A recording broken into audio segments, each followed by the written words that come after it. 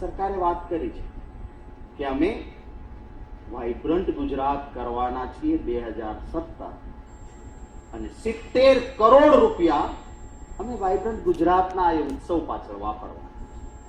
આ વાઇબ્રન્ટ ગુજરાતમાં શું હાલત થાય છે આપને એક માત્ર દાખલો આપવા માંગુ છું. એક એમઓયુ થયું માનનીય અધ્યક્ષશ્રી, 4250 કરોડ રૂપિયાનું એમઓયુ એને કન્સ્ટ્રક્શન સાથે કર્યું. એ એમઓયુ થયું. મેં કાલે ઇન્ટરનેટ પર બેસીને સર્ચ માર્યું વાઇબ્રન્ટ ગુજરાત અને એને કન્સ્ટ્રક્શન.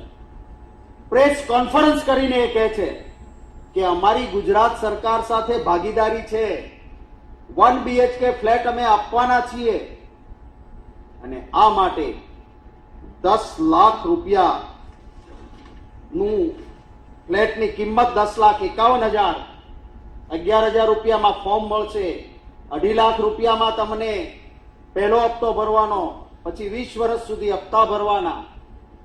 એક રૂમ વાળો ફ્લેટ લેવા જનારો માણસ એક ગરીબ માણસ છે.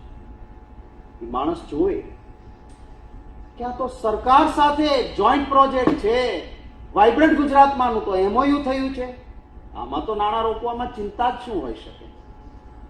અને માનનીય અધ્યક્ષશ્રી, આ ગુજરાતના એવા ગરીબ મધ્યમ વર્ગના 3264 લોકોએ આ એને કન્સ્ટ્રક્શનને પૈસા આપ્યા. સાહેબ, એ પછી ખબર પડી કે આ તો ફ્રોડ હતો.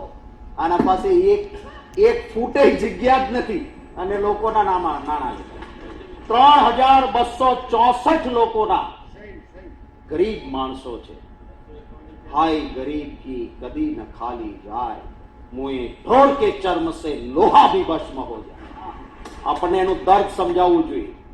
હું નાણામંત્રીશ્રીને આપના મારફત વિનંતી કરું છું કે આ 3264 ના નાણાં ડૂબ્યા એ સરકારે વાઇબ્રન્ટ ગુજરાતમાં એમઓયુ ન કર્યું હોત તો ન ડૂબ્યા.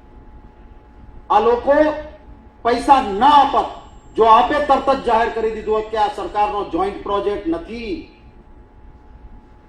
પ્રેસ કોન્ફરન્સ આવે તરત જ આપણે જાહેર કર્યું હોત કે નહીં રોકતા નાણાંમાં, તમારા એક વ્યક્તિએ એમઓયુની લાઈમાં પડ્યા વગર એના પાસે જમીન છે કે નહીં એ જોવાની ચિંતા કરી હોત ને સાહેબ, તો આ ગરીબ માણસનો આતરડી કકળે એવો રૂપિયો એમાં ડૂબ્યો ન હોત.